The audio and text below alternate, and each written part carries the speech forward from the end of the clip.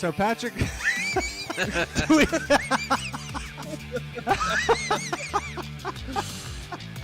do we describe this for everybody, Rob? What? You describe it. You describe it. What? I do enough talking. I think any car's dead in iRacing. I think it's gone. Oh, it's definitely. I agree. It's not going to survive much, but I still think we'll find opportunities to race it, just not as fruitful as before. Some of them just want to make. What's the thing? Like that guy wanted to make like dolls out of Tyler's hair, but then there's just other guys who are just like. He did. He would say weird things to Tyler, man. Like he was a strange guy. And then like other guys would just show up and he's like, "Oh, we never met you? Sure, come race this 24 with us." And then you just jump in the car and wreck us out in a lap and be like, "Okay, never see you again." Yeah, that was okay. Well, better luck next year, I guess. That was the guy from.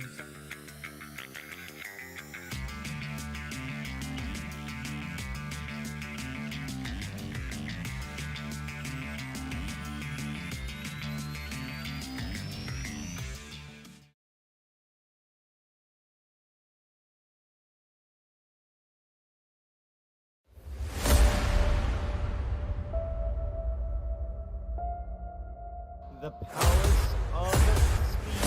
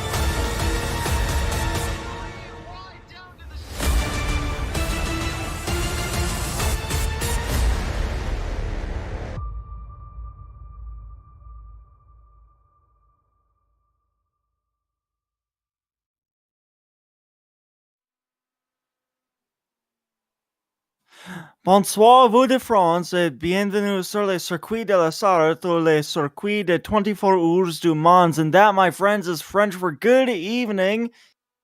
And we bring you to France for round 6 of the Spec-5 World Tour from the circuit de 24 Heures du Mans, known to everybody across the globe as Le Mans, the host of probably the most famous endurance race in the world. We're here at the virtual Le Mans for race 6 of season 12 of the Spec-5 World Tour from Le Mans. And little bit of background information about this track. It's world famous, as you guys might know, but the Circuit de la Sarthe at Le Mans has become one of the classic courses in use around the world, thanks in large part to the 24-hour endurance race, which has seen it become world famous. Each June, the eyes of the world fall on this 8-mile ribbon of tarmac as one of the great sporting spectacles unfolds, pitting man and machine against the rigors of day and night racing. Nothing else in racing comes close to even matching it. And while this isn't going to be on the level of a true endurance race, it will be a bit of an endurance race of our own. Randall,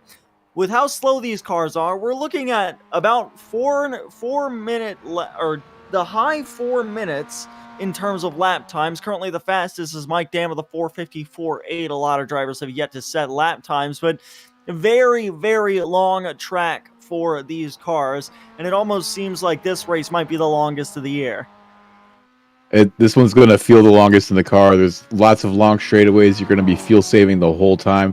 There's lots of ways to lose time around here, especially with some of the corner cuts giving you slowdown penalties. So you need to be very careful to keep the car on the track, maintain your focus down the straightaway, save fuel, and you got to stay in that lead pack. That draft is going to be all important today. Yeah, we've heard from some of the drivers that for some of the off tracks and slowdown penalties, especially in turn 7, which is the exit of the S's towards the start of the circuit, and the first chicane, turn 11 down the Mulsanne straight, is also very aggressive with corner cutting penalties as well. As here we go, Jose Gonzalez heading into one of those chicanes at the moment. Here's Ken Copeland. He's heading through turn number 7, or he just exited turn number 7. That corner's very aggressive with the slowdown penalties. Now he's going to head up for the long trek down the Mulsanne straight, and this is where we're going to get a lot of racing action during this race, with a lot of drafting action down this back straightaway, and also a lot of fuel saving for these drivers. Ken Copeland going to head into turn 11, arguably one of the most tricky on the track. So we're jumping on board here with Andrew Kosick, and we're going to take a 5-minute lap around Sarthe.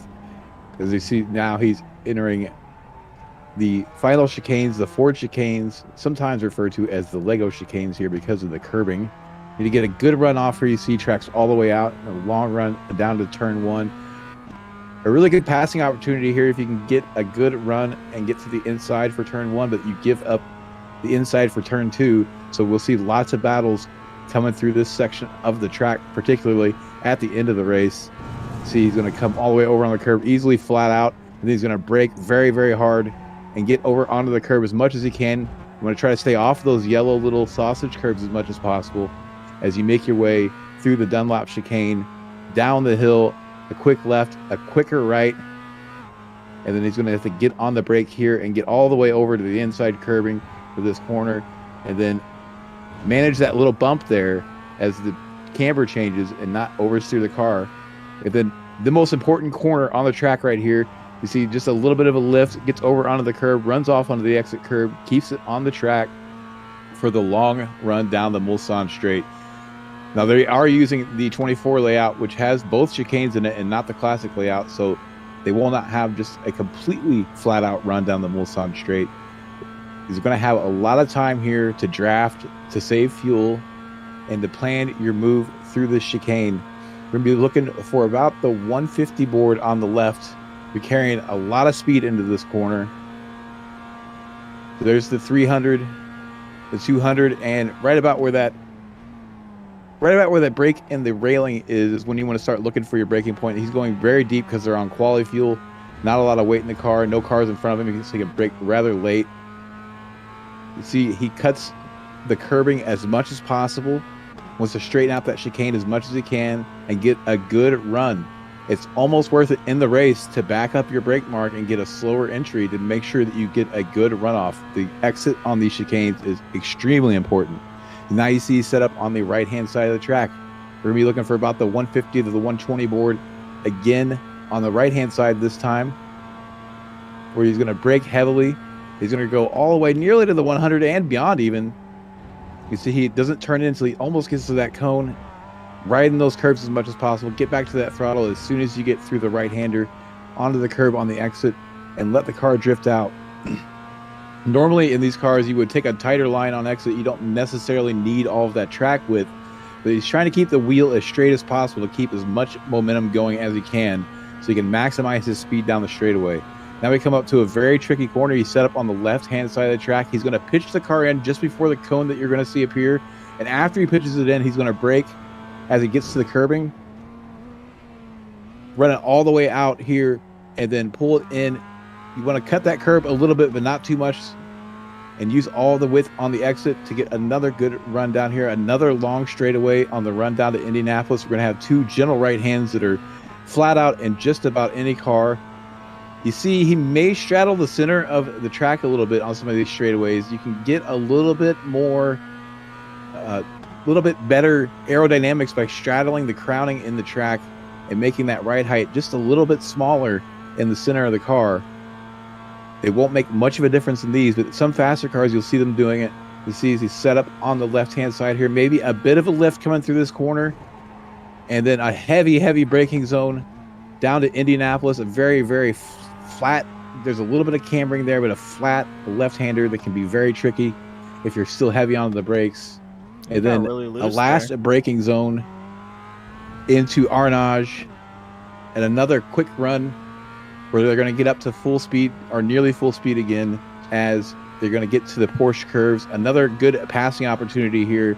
You can draft, try to get alongside the car in front of you, but you need a very, very good exit out of Arnage to set that up.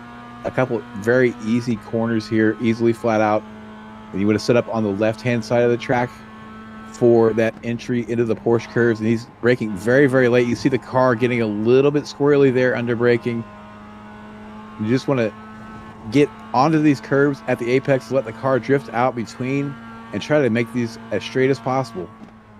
These curves are a little bit easier in a slow car like this than they would be in a faster car, but it's all about momentum in these MX-5s. You need to maintain momentum as you come out of the Porsche chicanes, Porsche curves, and into the Corvette curves. Easily flat out in these cars again, and you're going to be peaking that pit entry here on the right-hand side of the track about halfway through the race. Get all the way over onto that curbing as you come through into the Ford chicanes and the Lego chicane to complete your lap. Hit those curves as much as you can, but don't cut them too much to get your slowdown, and that finishes your lap around the Sarth. And it is a very long lap at that. Randall, thank you for taking that entire lap around there. That must have been... I applaud these drivers for having the patience to run around here like that. It's just got to be so exhausting, especially down these straights. But looking up at the top of the leaderboard, that is something I'm not familiar with in this series. About a 2.2 second gap from Mike Dam down to Mitchell Peak. So not sure if Mitchell just didn't get a chance to set a good lap, or if maybe, I don't know, maybe just Mike Dam is that fast. But that is a very, very big difference. We're looking at Simon Foweather right now, currently sitting about 2/10 behind Mitchell Peak and overall about 2.3 seconds behind Mike Dam. We'll see what he does on this lap. Same thing for Otis Adams Jr., excuse me. He's currently sitting at P4, just about, it looks like he's still decently on pace with the car in front of him, as Eugenio Polici just about ties Mitchell Peak's lap. And for a track like Le Mans, that is not something I would ever thought that I would see, because of how long this track is and how long the lap is. That is very impressive to have two cars be within 1,000th of each other by the end of one singular lap. That's incredible. These drivers are trying to find every little ounce of speed they can on this track. And that gap between Mike Dam and Mitchell Peak, 2.2 seconds, is pretty impressive. But if you're looking at a 5-minute lap, that's kind of more like 6 or 7 tenths on a standard track, which is still significant. So the problem is the draft here. Mike Dam may be able to find himself in a bit of a breakaway, but he's going to have people coming with him. So once we get to the pit stops, it'll be paramount to see who's saved the most fuel and has the shortest pit stop. Because if Mike Dam is able to keep that kind of pace and save fuel, then I suspect after the pit stop that he'll be out on his own with a pretty healthy gap. Yeah, but again, it all plays into that draft. You can be as good as you want through the S's, through Indianapolis, through the Porsche curves, through the Ford chicanes. You can be as good as you want through there, but if somebody is within even 2 seconds of you heading down the Mulsanne straight or the run leading up to Indianapolis, they are bound to just draw right back up to your rear bumper. So be as good as you want everywhere else on the track. The slipstream is just going to draw every car right back to each other. And judging off of Mitchell Peak's last lap, I think Mike Dam is actually just that fast on a solo lap. But then again, it will all come down to the draft as Sean Hayes going to bring his car back into the pit lane. Otis Adams Jr. trying to get another one in as he heads across the line. And actually, we'll get a little bit of a pre-race interview from Otis Adams Jr. Improves on his best lap there, doesn't improve on his overall position. Otis Adams Jr., I've heard that this is a race or a track at least that you guys have been wanting to go to for a long time in the series. What's it like to finally be here? Well, I just started practicing about 2 hours ago for the first time this week, so that was interesting. That last lap, I was on pace to do a 56 point something. I probably would have been second or third, but too many little mistakes here and there. So, yeah, it's a tough track. Yeah, little mistakes sound like the name of the game here, but even with that, there is still going to be some massive draft runs getting thrown around here tonight. How are you looking forward to that, especially down the Mulsanne straight? I'm just going to try to get to the end. Mike Dam looks like he might be able to legit break the draft on his own. He did a crazy lap there. But, yeah, just try to get to the last couple laps and then see what happens. All right, well, we'll see if you can pull that off. We'll let you go before you get into one of the trickiest corners on the track. Thank you for your time. Yep, thanks, guys. And that was Otis Adams Jr., driver of the number 22, hashtag not a team Miata. And as he heads into one of the regarded as one of the most difficult corners on the track by the drivers, especially Ray Lombardi, who always seems to struggle with getting off tracks there. We'll see how the drivers manage it come race time as Ray Lombardi cruising to a stop right before the Dunlop chicane. Another car parked there. I suspect that Mike Dam is able to find a little bit more pace at the apex of Tertre Rouge and able to get a massive run down that initial Mulsanne straight before the first chicane, and that's probably where he's finding a majority of his time.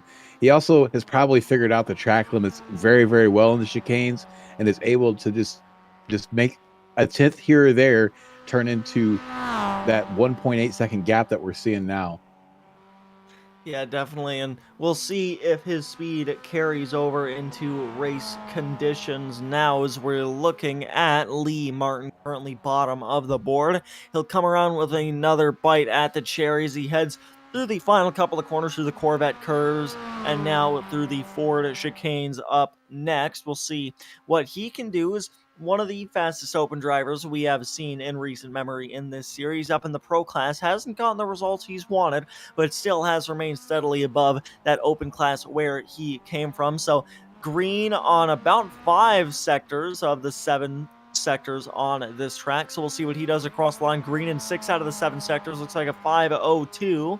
It's a 5:013 for Lee Martin. It'll put him up to 19th. Ruby Coimbra just set his first lap, if I'm not mistaken, with a 4:57.1 there. That'll put him in 6th. Still, nobody able to get anywhere near Mike Dam. Yeah, it's going to be a draft race for most of these drivers. Mike Dam may be looking to break the draft, but he may just use that pace advantage to save fuel and then turn it up after the fuel stop. Speaking of the fuel stop, it's a very tricky pit entry here. It's one that you really, really need to attack, but you have to be careful how you attack it because it's easy to attack it too hard and end up losing time. There's a tricky little chicane in the pit entry. It sneaks up on you. It's not easy to see, almost a blind entry, and you're just hammering towards it. And it's easy to break just a little bit too late, but you definitely need to learn how to attack that pit entry if you're going to have a good in and out lap and make up any advantage in the pit stop. Yeah, definitely is. That out lap and everything pertaining to this pit stop here is going to be so important. Qualifying just now ends, and actually concerning the the race itself, it's expected to be a 9-lap race with pit stops occurring about at the halfway mark. Mike Dam on pole by just under 2 seconds, which is not something I would ever thought I'd say in this series. Mitchell Peak is the driver, directly under 2 seconds behind him there in second. Gareth Brocklesby is there in third. Michael Coates in fourth. Eugenio Polici in fifth. Rui Coimbra in sixth. Simon Foweather is in seventh. Otis Adams Jr. in eighth. Ray Lombardi in ninth. Ken Copeland, I believe 3 spots ahead from the next open class driver there in 10th. Jordy Fike is in 11th. Brian Zabelski in 12th. Behind them, Sean Hayes in 13th. There's the next open class car of Jose Gonzalez in 14th. Tom Athan in 15th. Jerry DiPiero in 16th. Andrew Cossack in 17th. David Staub in 18th. Lee Martin in 19th. Joshua Soto in 20th.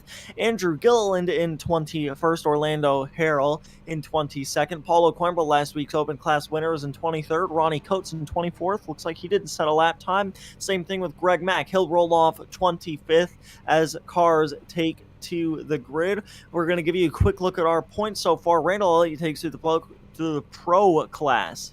Josh Soto leads the way by 11 points over Mitchell Peak. Ronnie Coates there in third. I'm not sure if Ronnie Coates is actually going to take to the grid tonight, so he may be losing that spot to Mike Dam, who is only 1 point behind him. Camden Hibbett, 287 points, quite a far way off the top 4, sits in 5th place. Onto the open class, Andrew Gilliland still leads by a pretty good margin after what happened to him last week. From Mosport leads by about 21 points, if I'm not mistaken, over Andrew Cossack in second. Ken Copeland still a ways back in third. Jose Gonzalez, same thing in fourth. Jerry DiPiero in 5th place as well. Only 9 cars, if I counted correctly there, have taken to the grid in an open class race this season. So that field is starting to steadily increase, but still dominated by pro class cars here tonight. And I think we're going to see another one of them come to take the checkered flag at the end of a 45-minute race here. And keep your eye on that 333 car, because we haven't seen Gareth Brocklesby this far up the track in quite a long time. And I think we're about to hear something about Jerry DiPiero from our very own producer, the interrupting cow, Adam Thompson. Yeah, hey guys. I figured I'd interrupt before the race started because I have a feeling this is going to get pretty interesting here. Gigi DiPiero, I have heard that you may be watching this race, and we are riding on board right now with your dad, and I'm going to give you just your own little personal message, and it says Gigi a whole bunch.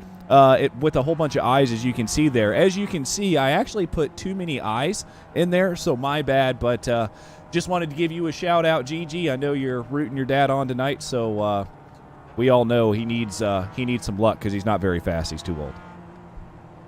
All right, well, we'll see what Jerry has to say about that if he re-watches the stream back. That was a lot of... That was a surprising amount of eyes. Like, I couldn't see any of the G's there, only eyes and exclamation points. So we'll see if Jerry DiPiero can use that to try and get himself up to the front of this pro class. Definitely has the speed to do it, even if you like to make fun of him, Adam.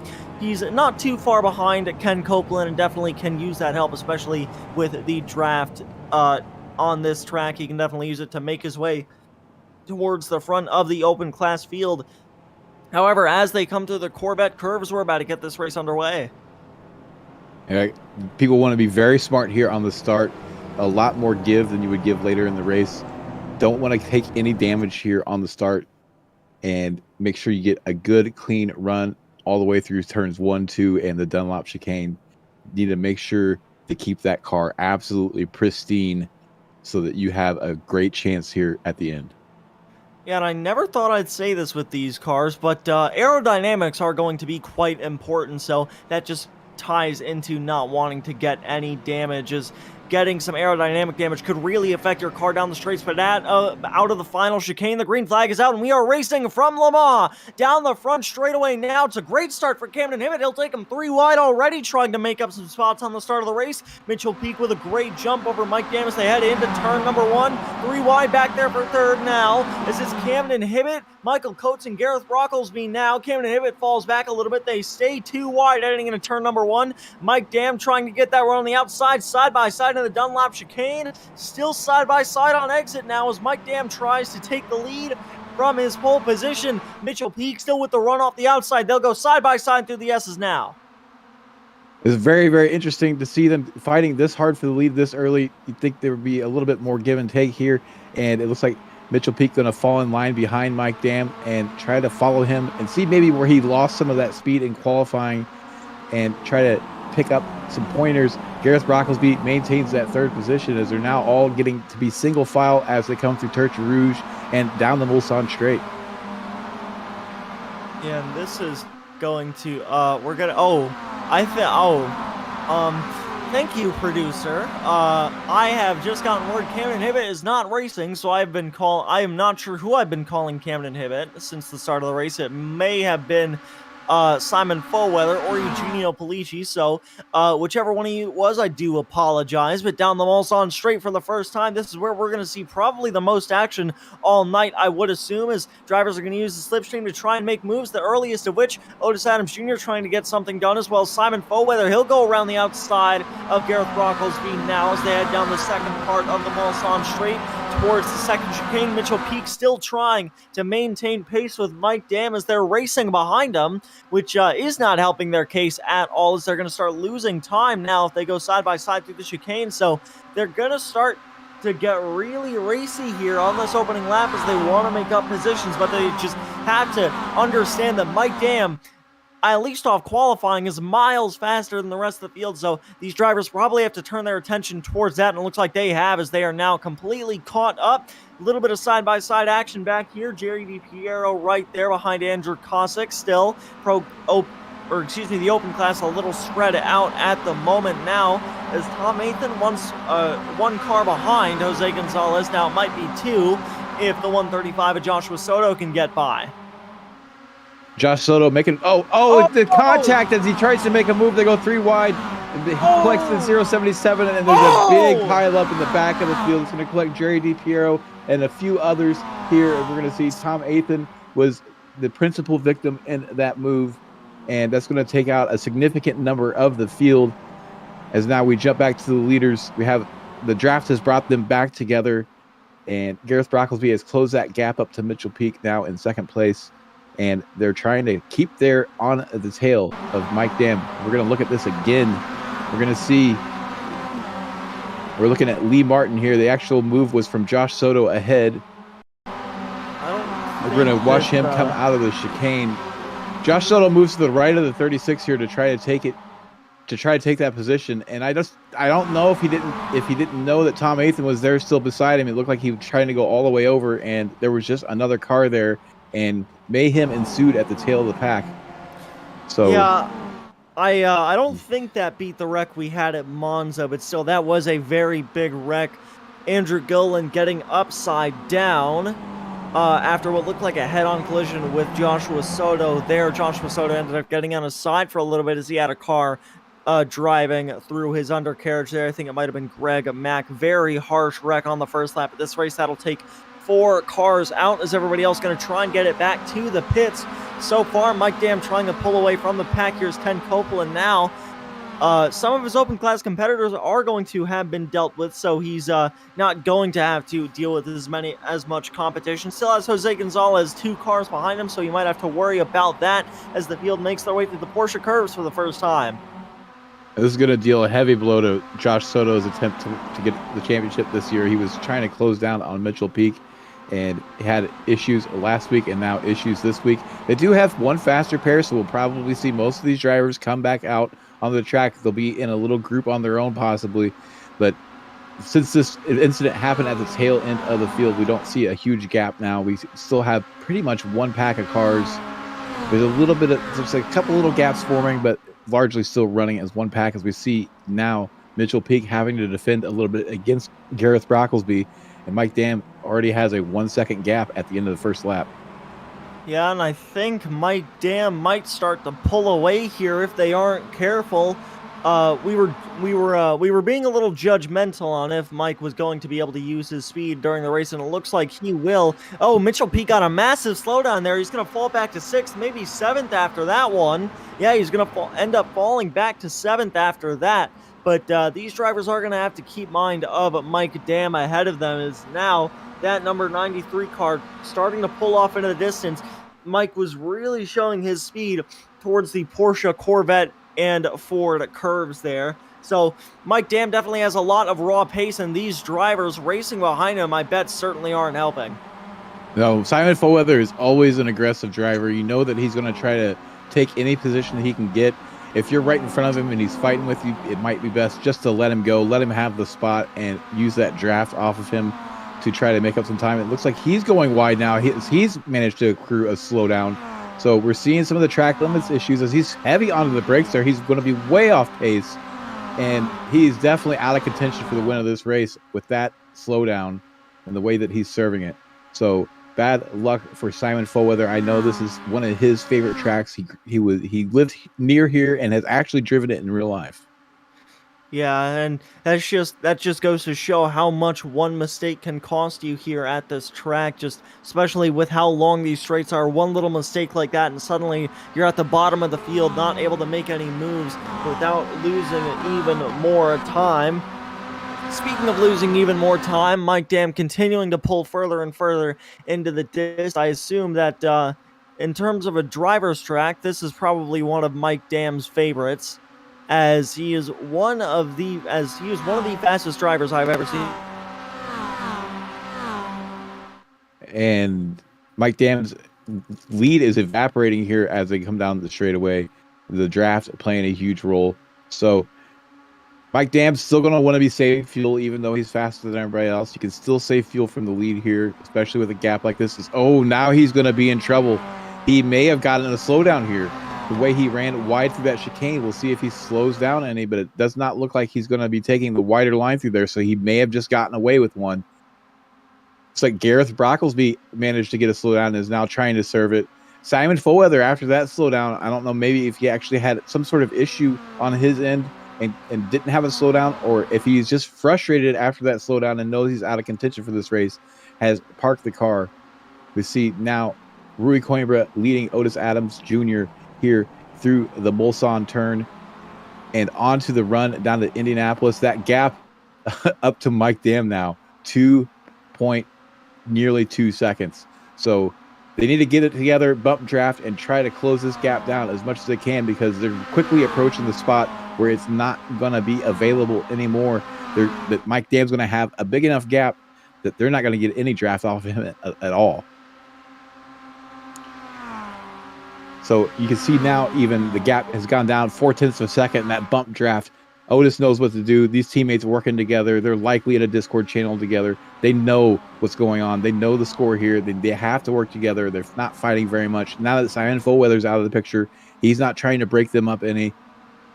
So we'll see a lot of good teamwork here to try to reel in Mike Dam, but it's going to be very, very hard. Mike Dam is so fast. Some of that gap could have been disappearing because of Mike Dam saving fuel even. So it's going to be very, very paramount for them to work together, but now they're going to have to deal with Michael Coates. Can Michael Coates be patient? It looks like he's going to help Otis here try to get back up to the bumper of Rui Coimbra. Yes, he's staying in line. It looked like maybe he was going to show his nose a little bit. He is showing his nose just a little bit, but just probably trying to get a good picture of the Porsche curve entry coming up for the brake marker to make sure he doesn't hit one of these other two drivers. And that gap now back up to 2 seconds now that they're in the bendy bits. So Mike Dam able to find some pace out here that other drivers are lacking. All right, Randall, so I'm looking right now, and I'm seeing Rui Coimbra start to pull a gap on Otis Adams Jr. This really is not, I wouldn't say good as, Otis goes that's really a slowdown wide. for sure. And it looks like Gareth Brocklesby behind is also going to get a slowdown if you run that wide on that curb and don't get back to the white line before the end of that curbing, you get a slowdown. So yeah, we see Gareth Brocklesby trying to serve that. He's got cars behind him that are probably dodging around and trying to figure out what's going on. So slowdowns are playing a huge part here in this race. And I apologize. My PC just loves to restart at the most inopportune moments, but I'm going to see if I can get things figured out on my end, and it looks like I didn't miss very much as Otis Adams Jr. with a slowdown there. And Mike Dam continues to pull off into the sunset, although Rui Coimbra just set a faster lap than he did, so all hope might not be lost for that second pack. I suspect Mike Dam is going to be saving some fuel there up there in the lead. You still need to save fuel even if you have a gap, because if you don't, you'll lose time in the pit stop.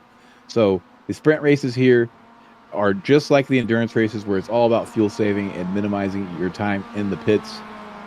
But being able to run a 55-1 and save fuel is pretty good. You don't think that Rui Coimbra is going to have been able to save that much fuel trying to close that gap down, as now it's at 2 seconds as he comes down the straightaway, and he doesn't have a bump draft this time, so we'll see how much it actually gets to close down. Yeah, now as they head down the Mulsanne straight, again, Rui Coimbra continuing to start to close this gap down, and this might be, I thought this race was going to be every car right on top of each other, but this might be the most intervals I've seen that are at least over a second in this series. This is not something I expected when we took to the track today, as large gaps starting to form between a lot of cars. Rui Coimbra starting to close this gap down as best as he can. Otis Adams Jr. isn't really close enough for him to help at all now, as they head it down the Mulsanne straight. We're looking at Ken Copeland now getting around Gareth Brocklesby. They'll stay side by side now down the second part of the Mulsanne straight. I think Gareth is going to have to give up this spot as he is over a 10th back now, and he will pull back in line. We see a little bit of wiggling there out of Ken Copeland as he was trying to make the move on the outside. There's just not as much grip out there. Probably got a little bit frenetic trying to get around there and got a little bit loose, and it's cost him a little bit of time here, as we see Dave Staub is going to take over the spot from both of these drivers into the second chicane on the straightaway, and he should be free and clear. No, there's contact with the open class driver that sends him around and also takes out Gareth Brocklesby. I imagine the stewards will be looking at that post race, and didn't look like Dave did anything wrong there. I think maybe Ken didn't quite know how close he was, and just two drivers going for the same piece of pavement. Yeah, that's what it looked like to me. Nothing really anybody there did extremely wrong. Just everybody trying to hustle down into the same amount of space. And unfortunately, there wasn't enough space to give. And that might open up the door for Jose Gonzalez and Paulo Coimbra to come back for a shot at the open class now, as they're only about a second and a half behind.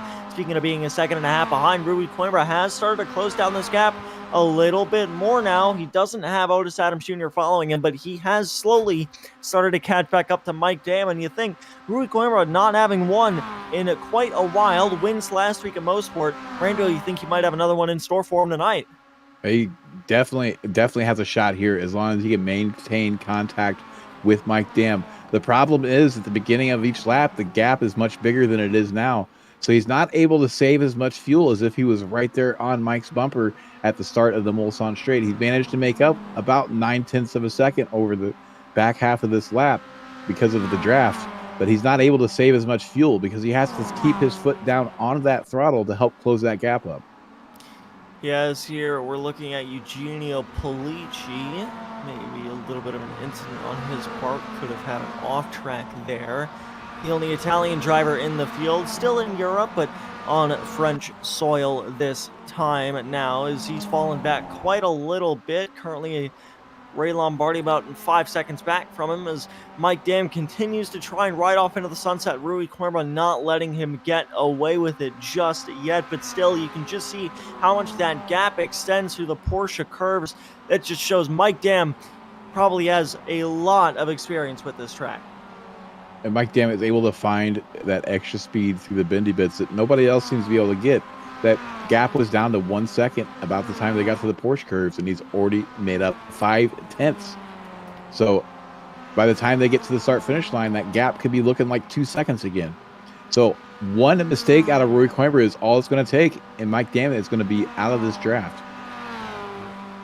Yeah, and this isn't something that I normally would have expected, but the pit window, instead of being maybe 8, 9, or even 10 laps long, the pit window is only 2 laps long, and according to the notes we have, it stretches from about lap 4 to lap 5. So drivers we're expecting drivers to either come into the pits at the end of this lap or the end of next lap. So we will see what happens. But green flag at pit stop soon to come as they head through the S's now. We're looking at Michael Coates. He's in a little bit of a pack at the moment with both Otis Adams Jr. Mitchell Peak. He's stuck in the middle of them, only about half a second behind Otis Adams Jr. He's got Mitchell Peak about 0.8 of a second behind him. As Rui Coimbra now going to have another shot to catch back up to Mike Dam. He needs to get a nice run out of Tertre Rouge here. It looks like Mike Dam got a better one, but Rui will have the benefit of the draft down the Mulsanne straight, even if just very slight. He's closer this lap than he was last lap, so that is a good sign for Rui. He needs to close this down more, but he's not going to be able to save much fuel until he's much closer coming out of Tertre Rouge. The fuel window, like you mentioned, laps 4 to 5, they have enough fuel on board to start to get 5.7 laps. There's a little bit of a run-up on the pace lap that they have to take into account, but some of these drivers that are better at saving fuel may be able to stay out for a 6th lap. The gamble is you will likely be by yourself, so you could be without a draft, so it may not be worth it to stretch it out for the 6th lap. Just come in on lap 5 and take a shorter pit stop. Yeah, and that's the thing, though, with saving fuel at this track. You can save fuel so that we don't have to take as much, but then again, you can throw saving an entire lap of fuel out the window here as you're spending probably, just my best guess, about 80% of this lap full throttle.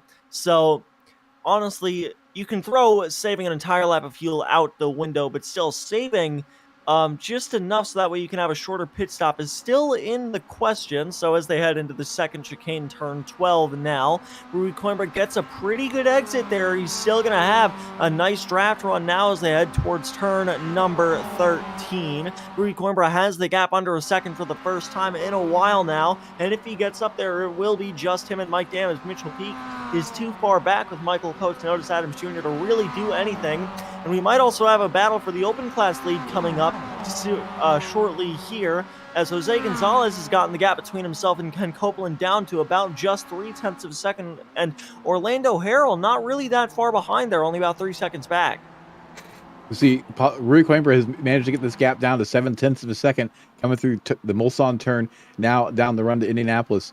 He's going to be in a much better position to fuel save now and bring the pressure to Mike Dam. I expect that Rui Coimbra is going to play the patient game here, though. Now that he's closed this gap up, try to save some fuel over this next lap as much as he can to make that pit stop that much shorter and try to bring the fight to Mike Dam in the closing stages of this race. Yeah, as they head towards Indianapolis now, Rui Coimbra gets right up to the rear bumper of Mike Dam as they head into Indianapolis. Now a very challenging corner here. It's a right flick into a hard 90-degree bank corner and then a sharp, flat 90-degree right-hander to flick them back towards the Porsche curves. Rui Coimbra hanging on for the most part, but you can just see Mike Dam is just so strong through these twisty bits. He has so much more speed on this track than Rui Coimbra does, and honestly, I never would have thought of this track as a driver's track, but I think we're seeing Mike Dam show a lot of experience running this place in the past. And we see him, just like last week, using every inch of the track, as now we're on board with Michael Coates, bringing the fight to Mitchell Peak. Is he going to bump him here again? It looks like, yes, he's just going to bump draft him and stay in line. Mitchell Peak, with that slowdown at the end of the first lap, is trying to claw his way back up onto the podium. He's going to need a rocket pit stop with as little fuel as possible to try to close that gap up. But right now, he is in third place, sitting 3 seconds off of the leaders. He still has a chance here with a good pit stop to get back up there, but you really got to be worried about how much fuel Mike Dam has been able to save.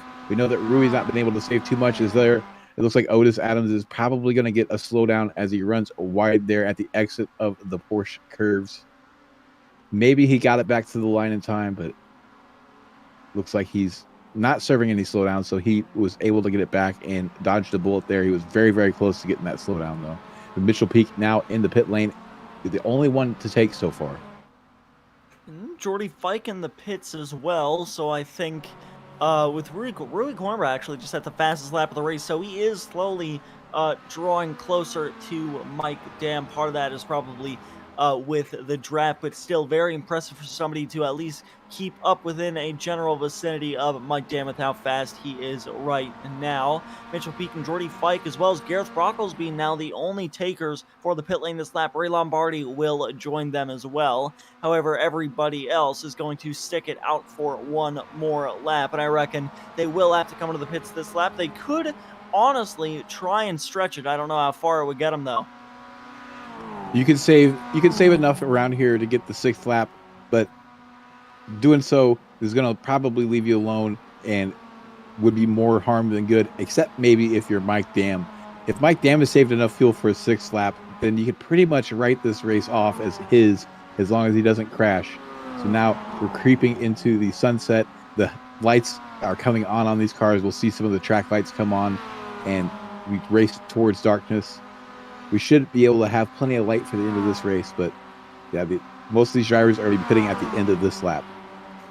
Yeah, and now Rui Coimbra is going to have a shot at Mike Dam if he so chooses. Now it looks like he's going to lift a little bit, start to lose some time in that first chicane, maybe go for some exit speed. Now as that gap will start to close as they head down the short chute between the first 2 chicanes, heading towards turn 12. Now Rui Coimbra has proven that somebody can keep up with Mike Dam this race. The only question is, at the end of the race, can Rui Coimbra do something with it? Because the start-finish line isn't on the Mulsanne straight. No, it's on the complete other side of the racetrack, and that section of racetrack leading up to the start-finish line is where Mike Dam is the strongest out of everywhere on this lap. So Rui Coimbra, if he does choose to make a move for the lead towards the end of this race, which, I mean, I don't see why he wouldn't, so I don't know what I'm talking about, but when Rui Coimbra decides to make a move for the lead at the end of the race, he's going to have to try and block for his life to keep Mike Dam from getting back around him. He's definitely taking notes now and figuring out where he's slower and where he's possibly faster. And you're right. I think we'll see the move at the end of the race in Mulsanne, and then possibly try to take a defensive line all the way down through Indianapolis, the Porsche curves, and the rest of the lap. But Mike Dam's got a lot of pace in that section of the track, so it's going to be hard to hold him off. Yes, they head through the Mulsanne corner. You can just see how much time Mike Dam drew about like 3 or 4 tenths there on Rui Coimbra. Rui will be able to close that gap back down with the slipstream as they head towards Indianapolis, but still it's just such a massive gap to pull off in just one corner, and you can only imagine what that would be like from Indianapolis all the way to the exit of the Ford chicane. So Rui Coimbra, he's gonna need a miracle here if he wants to get around Mike Dam and stay there. I reckon the rest of the field, however, will come into the pits this time as I mean they could try and stretch it for another lap. However, I don't know how far it would get them. So we'll see what happens when they come back to the start-finish line. And you have to wonder about the likes of Mitchell Peak. Did he put a little less fuel in there than he would normally, thinking that he could save a little bit through the rest of the race? You just need to make sure that you have about 3.2 liters of fuel in there for the last lap. So as long as you can hit that number on the last lap, you'll be free to race. So he could have short fueled a little bit. We'll see some people maybe struggling with fuel at the end of this race. It'll be interesting to see if who's going to have to save and who's holding the cards. And I would honestly say this has got to be one of the hardest tracks to judge fuel mileage at. Is you really just, with how long it is, 8 miles of French countryside, there really is no other track in the world like it, and having to guess how much fuel you have to have in the car, and not even being in terms of like half a liter or half a gallon, being measured in terms of whole gallons or whole liters is just absolutely crazy, and it must be just such a test of just guess and check and seeing what works, and that's where the practice laps really start to come into play. You have to be careful that you're judging your fuel numbers not based off the draft, but based off of what you actually run in qualifying. So you want to keep an eye during qualifying on what your usage is and make sure that you take that number into account and not necessarily the draft.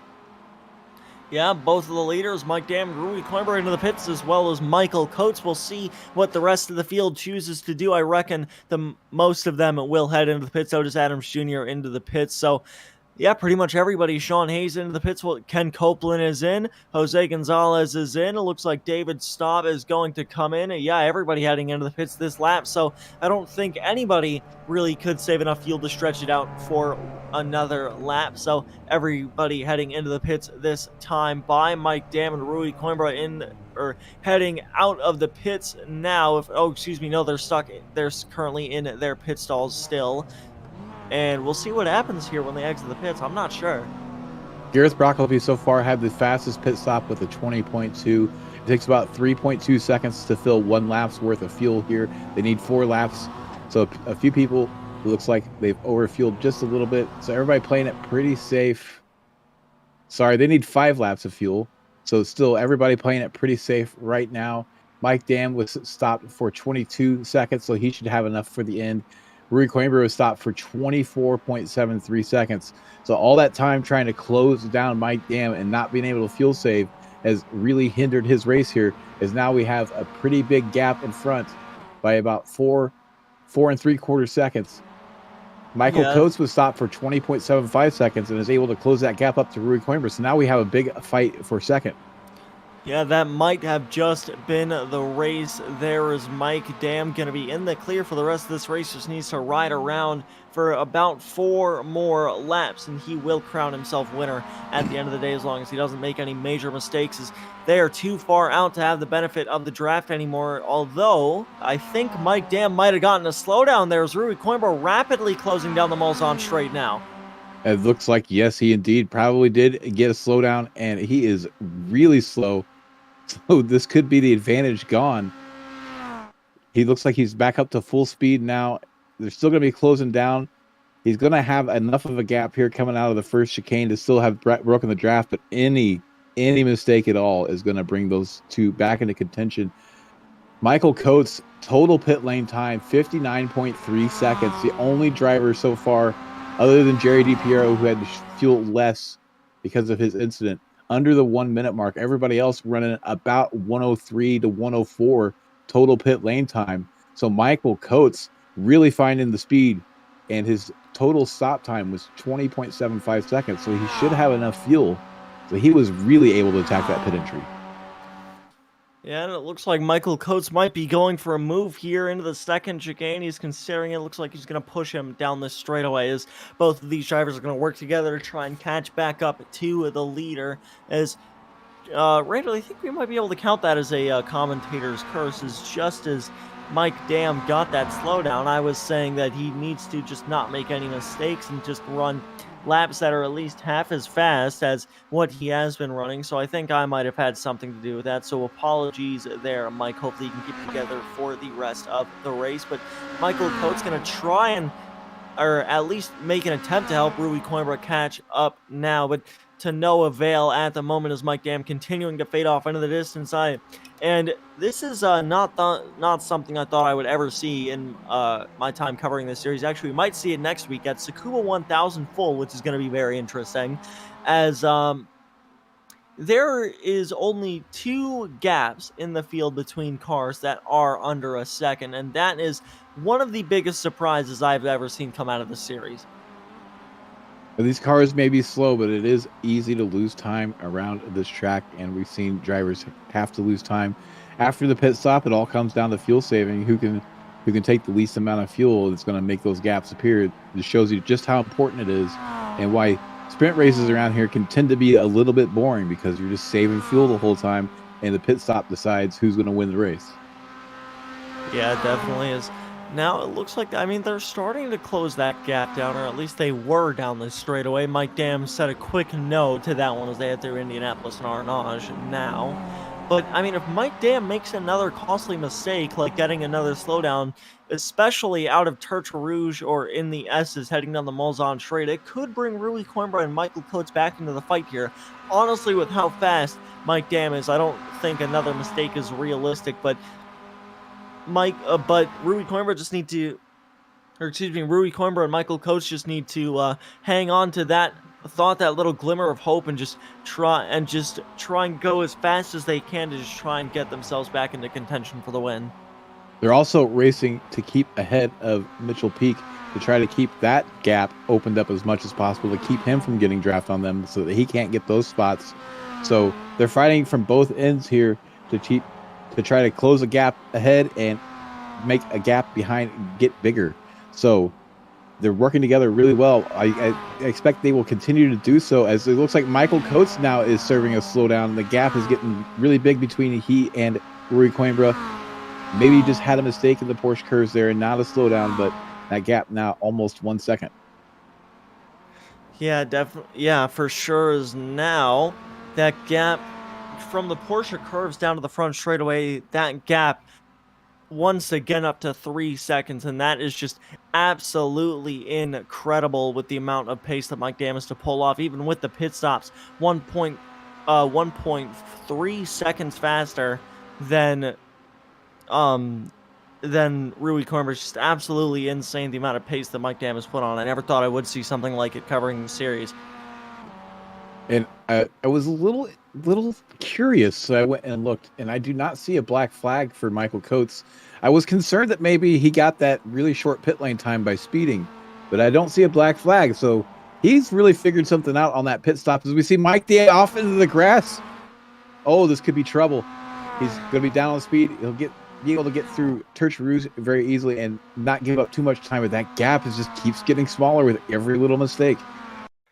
Yeah, and here we see a replay of it. It looks like just another costly mistake. I swear, I need to stop talking about Mike Dam. I'm just going to keep cursing him, but just looks like unfortunate for him. Just goes a little bit wide there, tags the grass, and can't wrestle the car back onto the track. He's going to lose quite a lot of time there. He could have even had a slowdown with how iRacing is in terms of that. So back to live picture. It looks like it didn't slow Mike Dam down too much, but definitely, I would say, starting to feel some pressure, even though he doesn't really have anything to worry about. Mike Dam starting to feel some of the heat now. Well, on the straightaway, it was 2.2 second gap. With a little bit of working together, Rui Coimbra and Michael Coates can make a couple tenths disappear, and we've seen that slipstream has an effect all the way out to 2 seconds. So they're right there on the edge. And looking at the open class leader, Ken Copeland, this battle really isn't that far apart either in terms of this track, as Jose Gonzalez is showing that he is quite a bit faster than Ken Copeland at the moment. Gained about half a second through that chicane. Ken Copeland, although, has the help of Sean Hayes with that slipstream there, as he's able to at least try and work with Sean to help pull away. But Jose Gonzalez showing a lot of pace right now. As we see Jordy Fike on the rear of Otis Adams Jr. coming through the second chicane on the straightaway. He's in that fight for 5th place. Otis has had a pretty decent race so far, considering what we learned in the interview that he only just got some practice in starting today. So Otis having a good race so far. Paulo Coimbra, last week's open class winner, making the move here on Brian Zabelski as they come to the second chicane. He's going to have it clear before they get to the brake zone and close off the door, open up that entry, and have a good run through the chicane over Brian. Yeah, and that's just going to be the most important part of this now, is it's just all coming down to driver speed and pace at the moment, which at a track like Le Mans, especially with these cars, is something I had never thought I would see, but still very impressive with the way this field has spread out over the course of this race. It's not something, I know I keep talking about it, but it's not something I would have expected going into this race. So it is that time. Randall, why don't you lead us to it? Well, normally we wouldn't see Andrew Gilliland in this position, but we're here to bring you the back marker salute here as we are about halfway through lap number 7 of this race, coming into the closing stages. Andrew having a little bit of problems out here, not able to really handle the big monster that is Le Mans, and maybe possibly struggling to get the fuel strategy right here in the pit stop. He also right now in a bubble by himself. But I don't want to interrupt you there, Randall, but he also was involved in that massive wreck on lap 1. He flipped a couple of times, if my memory serves me right. How could we forget that car is probably full of vomit after he went flying through the air? So way to settle your stomach, take a couple Tums, and get back out here and bring home the groceries, Andrew. You are this week's back marker salute. Way to keep chugging, buddy, and maybe you'll have a better race next week. We salute you, Andrew Gilliland. Thanks for still putting the work in to try and finish the race and salvage some points, as well as you're able to get in front of 4 other cars and still get yourself some points over Andrew Cossack and Ken Copeland, who are currently trying to chase you down in the championship standing. So not a total loss on your part, but definitely going to have higher hopes heading into Tsukuba 1000 Idol, which arguably is going to be the most chaotic race of the season. I cannot wait for that race. We go from a massive monster like this to, if I'm not mistaken, about a maybe 3/4 of a mile long track, because we have a replay of Jordy Fike. Jordy Fike setting up here on the inside of Adams and is going to be able to get the move done as they come down to the Mulsanne turn. The nice downhill run he's going to cover over. Kind of a dangerous proposition there to do in front of a car that's braking, but there was enough of a gap there that it didn't really matter. He gets a good run there through the apex and is going to have that lead. As now Otis Adams Jr. is going to be bringing the fight back to him coming to turn one. See Jordy taking quite a defensive line there. And now they're coming through the Dunlop chicane. I think these two are far from finished. I think Adam from the producer truck. We have a slowdown for Jordy Fike. Sorry to interrupt. We had it looked like through turn one he took a little bit of liberties there with that curb to open up the entry to turn two. I think maybe he got himself a slowdown by cutting that curb so much on the exit of turn one. Yeah, and it looked like, just looked like he was racing with Otis Adams Jr. a little bit there. It looks like he's going to be able to maintain he looks like he's going to be able to maintain pace with Otis Adams Jr. Yeah, and this gap starting to close down up front. I reckon this is a product of the straightaway, but still, you can see how quick it's closing down with Michael Coates pushing Rui Coimbra, and if they can just maintain stuff like that down these straightaways, they could have a shot with about a lap and a half remaining in this race. So we have to look for Rui Coimbra and Michael Coates to maybe be here at the end, as they are starting to work together and get this gap to close down. And Mike Dams is going to have to be picture perfect the rest of this race to make sure that that gap doesn't shrink any further. Right now it's 2.4 seconds. We're not seeing it really get much smaller, as now it's closing down just a little bit as Mike Coates gets onto that bumper of Rui Coimbra. But is it going to be enough? They're going to be running out of time here. They're going to need a mistake out of Mike Dam, and it's never a good strategy to count on the mistake of another driver, particularly when that driver is as skilled as Mike Dam is. Well, Randall, I think just with you saying that, you might have intervened a little bit there, as I have cursed Mike Dam twice so far. We'll see if you curse him once just off of that little comment. But, yeah, definitely don't want to expect a mistake out of a driver like Mike Dam, especially when it seems like the Canadian driver almost on his home turf at the moment out here in the French countryside. So we'll see what Rui Coimbra and Michael Coates can do. They need to just link up down these straights. Michael can't spend a lot of time drafting back up to Rui Coimbra's rear bumper. He needs to constantly be pushing him down at these straights. So we'll see if they can keep that up, as Michael Coates got a decent exit. He got a better one than Rui Coimbra, but still needs to close that gap down before he can start pushing again. Yeah, they're really running out of time here, and they're coming up to Mike Dam's strongest part of the track through the twisty bits. So they need to do something very quick. And at some point, you have to wonder when Michael Coates is going to give up the hope of closing that gap and start racing Rui for that second step on the podium. Yeah, as they head through Indianapolis, this is Mike Dam's strongest part of the track. As we're looking at Otis Adams Jr. trying to make a move on Jordy Fike, and he will get it done into Indianapolis. Jordy's going to try and fight it, heading down the straight between Mulsanne and Indianapolis. Jordy not able to fight that very much, as it was a clean move past down the straight now as they head into Indianapolis. Michael Coates actually gets in front of Rui Coimbra up front, I've just noticed on the timing tower. So yeah, that was a slowdown on Rui's part. There's no way he would have lost that much time. So that might have just been the final nail in the coffin for Michael Coates and Rui Coimbra. So I had to guess here, is it Arnage? He maybe cut the curb too much on the inside. No, it's not a slowdown. He's on that curbing a little bit too much as he hits the brakes. The tail end steps out, and he does a remarkable job of catching that car and not losing so much time. It could have easily looped around and cost him 5 to 10 seconds. Yeah, and that is just the exact opposite of what they needed at the end of this race, and that pretty much is going to seal the deal for Mike Dam, as if I'm not mistaken, he will collect the white flag this time with just under 5 minutes remaining in this race. So through the Ford chicanes, And now down the front straightaway out of the final corner, Mike Dam going to come across the line. And if I'm not mistaken, he will collect the white flag. One final... Oh, no, it's not waving, so we might have one more lap left. So it looks like it will be 2 to go at the line. So Michael Coates might have one more shot left in him. However, it's not looking very good for them as Mike Dam now, without Ruby Coimbra and Michael Coates being able to help each other down the straights, that might have just sealed the deal. Oh, this could be very, very interesting if that was not the white flag. These drivers are going to be hurting for fuel. So if that was not the white flag, we're going to see most of these drivers come in for a splash and go to be able to get to the end of this race.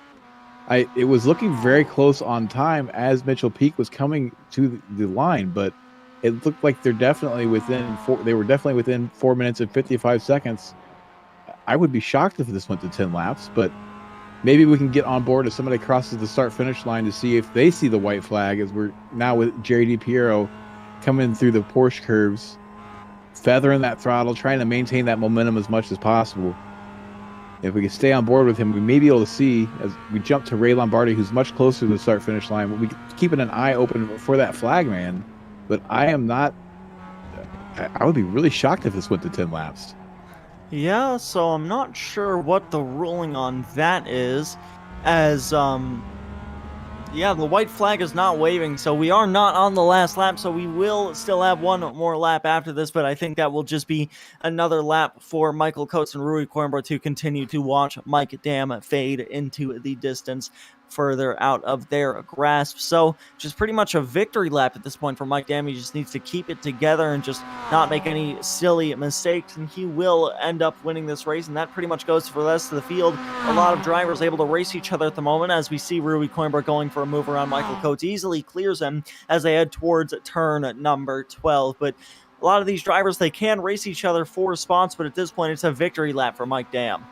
Yeah, we'll know for sure if we see Mike Dam dip into the pit lane if they're going to have to take another lap. But most of these drivers we're going to be very close on fuel at the end of 9 laps, and they definitely have been making their numbers for a 9-lap race. So if we went to 10 laps, that's going to be causing a lot of pit crews to be scrambling to get the fuel ready. Yeah, so that could play into this, as maybe Rui Coimbra overfueling the car might have saved him now. As that really, I mean, I wasn't really expecting a 10th lap. I thought it was going to end at 9. So, one thing that I do kind of want to consider is if they reach the line past the 45-minute mark, will it automatically wave the checkered flag? That's not something I'm very familiar with, as I'm not used to timed races on iRacing, but I'm not sure if it will wave the white or the checkered flag if they get back to the start-finish line. No, they would have to receive the white flag to indicate 1 lap to go. It wouldn't just jump up to be the checkered flag. So we definitely did not see it. I jumped into the test drive car real quick, and I did not see a white flag displayed either. So we're going to watch here. Mike Dam is going to have to come into pit lane. Yeah, so we'll see what happens. And as they head through Arnage now, Mike Dam is just going to have to hope, because really, I mean, if he comes into the pits at the end of this race, because we saw Rui Coimbra spend a lot of extra time in the pits, and it might end up with him not being able to finish, or excuse me, it might end up with Rui Coimbra being able to continue to go on for one more lap. Meanwhile, Mike Dam and Michael Coates might have to head into the pits. So we'll see what happens as they head down the front straightaway. We had an incident here with Otis Adams Jr. He's coming through turn 1. As he gets there on the curb, looks pretty clean so far. I'm wondering if he struggled here through the Dunlop chicane. Runs a little bit wide, has to really get on the brakes, and gets a little bit of a bump from Jordy Fike that sends him around. Jordy lays into the brake to wait for him. Very sporting move, and now they're going to continue the fight. Right now, Jordy has the lead over him as Otis is dealing with Ken Copeland Jr. Yeah, so unfortunate for them, but as they head towards the front straightaway, we'll see what Mike... No, it looks like, according to the ticker, that's going to be the checkered flag, actually. according to the ticker. So that was the last lap, even though it wasn't displayed. Mike Dam with a walk-off victory from Le Mans. He'll take the win in a race 6 of the Spec-5 World Tour from the French countryside, and he gets the fastest lap on the final lap to boot. Michael Coates across the line in second. Ruby Coimbra's there in third. Mitchell Peak in fourth. Jordy Fike going to be next across the line in fifth. And I think dragging or coming along behind him, Ken Copeland going to have an easy victory in the open class as well. Ken Copeland will win for the open class. Jose Gonzalez going to come out of the final corner to finish second in the open class. Bit of an interesting race from Le Mans, not what I was expecting. Ken Copeland going to have a massive haul of points there for the open class, coming home in 6th overall. That is going to be a massive boost to him in the standings. So we could be seeing a 3-way point battle here at the end of the season if he's able to continue running up front like this. Yeah, so we'll see what happens about that. Paulo Coimbra, next car to come across the line, heading through the Ford chicanes right now. Andrew Kosek about 7 seconds behind him. Last car to cross the line will be Andrew Gilliland. He's currently heading through Arnage right now, as we're just waiting for everybody to come across the line so we can give you your official results from Le Mans. Andrew Kosek across the line. Then it will be Ray Lombardi about 20 seconds back now, driving the number 112 machine. As the drivers are bringing it home, we're seeing some of them really struggle through these last chicanes. We even saw Mike Dam getting very, very squirrely on exit, and it looked like one driver had to serve a slowdown there. Is Ray's going to bring it across the line in style, doing some heavy damage to that car. Jerry DiPiero comes home P19, bringing it across the line. We now jump back to Tom Athan, who's back in 20th. Quite a ways off the start-finish line yet, as the sun has gone down and darkness is creeping in. You see Tom Athan struggling there on the exit of the Porsche curves, getting really loose now as he takes the run through the Corvette curves down to the Ford chicane and going to bring it home with a nice healthy gap over Andrew Gilliland, who's now entering the picture back behind him. Yeah, so as they head through the final couple of corners, now Tom Athan across the line as he heads to the final corners. Now we're just waiting on Andrew Gilliland about 8 seconds back. He'll head into the Ford chicanes now. Our official back marker salute of the day. After flipping early on in the race on the first lap, he went on his roof a couple of times. He barrel rolled a couple of times and ends up still finishing the race ahead of some other drivers. Mike Dam with a walk-off victory by 7.5 seconds. That I know I keep talking about it, but that's a gap I would never thought I would have seen in this series. Michael Coates in second, Ruby Coimbra third, Mitchell Peak fourth, Jordy Fike in fifth, Ken Copeland with an easy win in the open class, Sean Hayes in seventh, Otis Adams Jr. in eighth, Jose Gonzalez in 9th, David Staub in 10th, Gareth Rocklesby in 11th, Eugenio Polici in 12th, Orlando Harrell in 13th, Brian Zabelski in 14th, Lee Martin in 15th, Paulo Coimbra in 16th, Andrew Kosek in 17th, Ray Lombardi in 18th, Jerry DiPiero in 19th, Tom Athan in 20th, Andrew Gilliland in 21st, Simon Foweather in 22nd, Greg Mack in 23rd, Joshua Soto in 24th.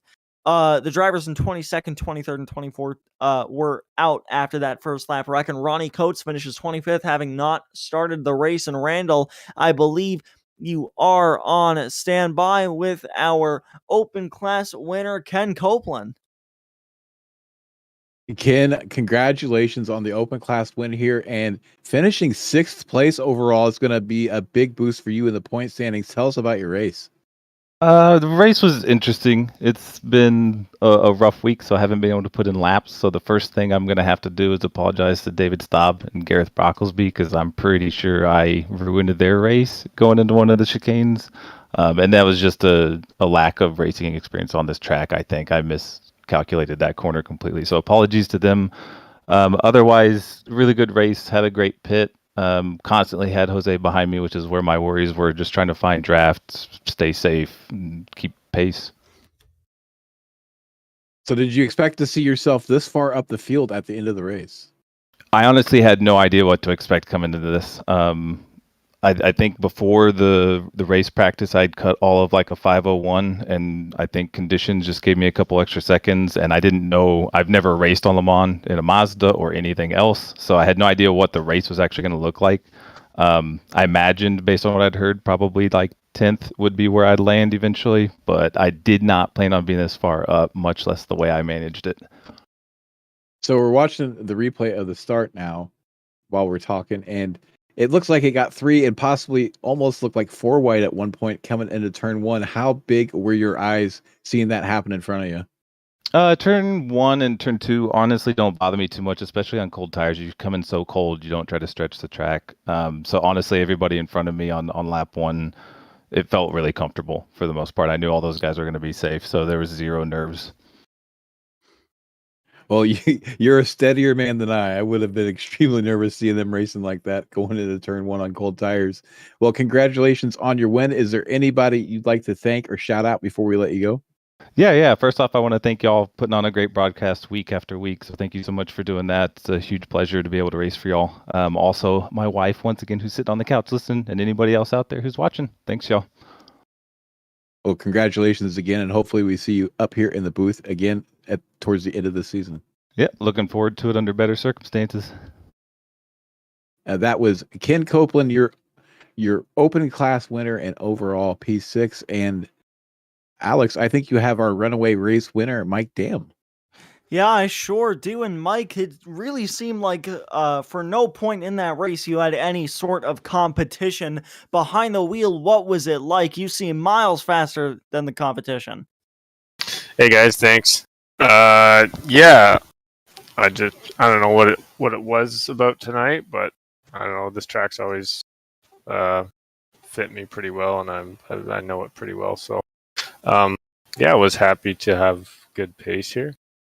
I looked for a bit there, like Rui was gonna stick to me there like glue for a bit, but I was able to get out of the pits pretty good. So Yeah, and really, I mean, just a walk-off win for you. I mean, was there any point during that race where you had any sort of concern, like maybe when Rui had started to catch up to you before the pit stops, or maybe you were concerned about fuel? Was there anything that you were concerned about?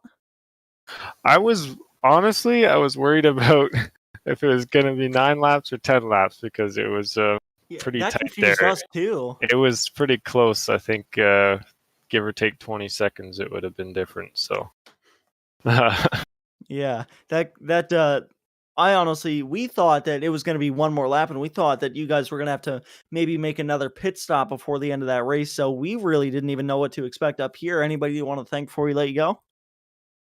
just all the guys that run this league. It's good competition. Tonight was a lot of guys had bad nights, kind of made it a little easy for me. So, but I'll take it after crashing at Mosport. So yeah, just all the guys, Orion race team, and thanks for broadcasting. All right. Well, thank you for joining us up here. Congrats on the win. It was a dominating win at that. How are you feeling next week as we head into Tsukuba 1000 Outer? That's going to be a pretty interesting race.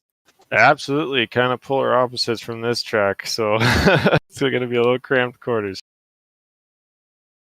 Yeah, so we'll see what happens next week. Good luck there, my friend. Congrats on the win tonight, and we'll hopefully see you up here next week. Thanks very much, guys. And that was Mike Dam, your winner tonight in the pro class. It was a walk-off win for him, Randall. What is your take? That was a pretty interesting race. Yeah, as always, it comes down to fuel saving at Sarth, and even though he was in the lead, he was still able to save a lot of fuel, had a really good pit stop, really short pit lane time compared to most of his competitors. And I got to give it to Michael Coates again with that total pit lane time under 1 minute. He's managed to find something out in that pit lane, in the pit entry, that nobody else has, and was just mega fast on that pit stop. And I need to go back and watch that entry to see exactly where he got that time. Yeah, so we'll hopefully take a look at that, but for now, that is going to do it for us. My name is Alex Andersen. I have been joined in the commentary booth by Randall McGrew with Adam Thompson in our virtual production truck, and from race 6 of season 12 of the Spec-5 World Tour from the Circuit de 24 Heures de Le Mans, hopefully we'll see you next week from Tsukuba 1000 Outer. See you next time.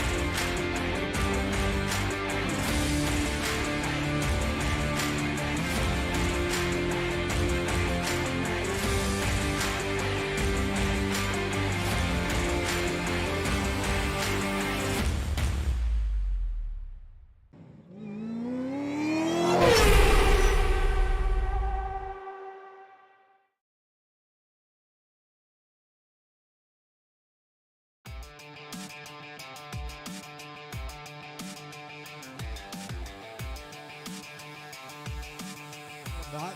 So Patrick,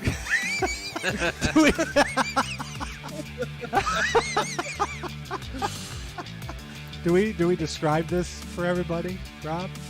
What? You describe it. You describe it. I What? do enough talking. I think any car's dead in iRacing. I think it's gone. Oh, it's definitely. I agree. It's not going to survive much, but I still think we'll find opportunities to race it, just not as fruitful as before. Some of them just want to like make. What's the thing? Like that guy wanted to make like dolls out of Tyler's hair, but then there's just other guys who are just like. He did. He would say weird things to Tyler, man. Like he was a strange guy. And then like other guys would just show up and he's like, Oh, I "Oh, just- we never met you? Sure, come race this 24 with us." And then you just jump in the car and wreck us out in a lap and be like, "Okay, never see you again." Yeah, that Like, was okay. Well, better luck next year, I guess. that was the guy from